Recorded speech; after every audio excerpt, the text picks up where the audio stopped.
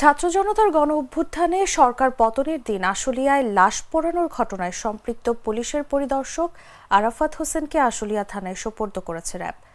শুক্রবার দুপুরে তাকে আশুলিয়া থানায় সোপর্দ করা হয়। এর আগে ভোরে ওই পুলিশ কর্মকর্তাকে রাজধানীর আফতাবনগর থেকে গ্রেফতার করে র্যাবের একটি দল। র্যাব জানায়, ঘটনার পর থেকে ছায়া তদন্ত শুরু করা হয়।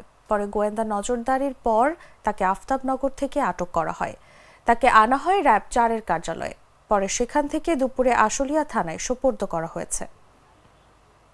আপনারা জানেন, বৈষম্য বিরোধী ছাত্র আন্দোলনের সময় যে বা যারাই ছাত্রদের উপর, নিরস্ত্র ছাত্রদের উপর বর্বরতা করেছে এবং নৃশংসভাবে গুলি চালিয়েছে, তাদেরকে আইনের আয়তায় আনার জন্য আমরা র্যাব শুরু থেকেই তাদের জন্য, তাদেরকে ধরার জন্য আমরা ছায়া তদন্ত চলমান রেখেছি। এবং এরই ধারাবাহিকতায় আপনার ইন্সপেক্টর আরাফাত, সাবেক ইন্সপেক্টর আরাফাত, যিনি ওই ক্রাইম সিনে ওই সময় উপস্থিত ছিলেন এবং তার সংযুক্ততা পাওয়া গিয়েছে এবং তাকে আমরা ধরতে সক্ষম হই। গতকাল রাতে র্যাবের একটি যৌথ দল আফতাবনগর এলাকা থেকে, ঢাকার আফতাবনগর এলাকা থেকে আজকে ভোরের দিকে তাকে আমরা ধরতে সক্ষম। উনি অ্যাকচুয়ালি হাইডে ছিলেন, উনি অ্যাকচুয়ালি আপনার ওই এলাকায় আত্মগোপনে ছিলেন।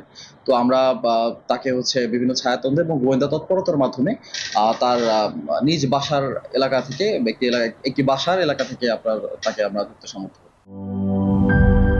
শিয়া বাটার ও ভিটামিন ই সমৃদ্ধ lily glam beauty soap. Lily, always beautiful.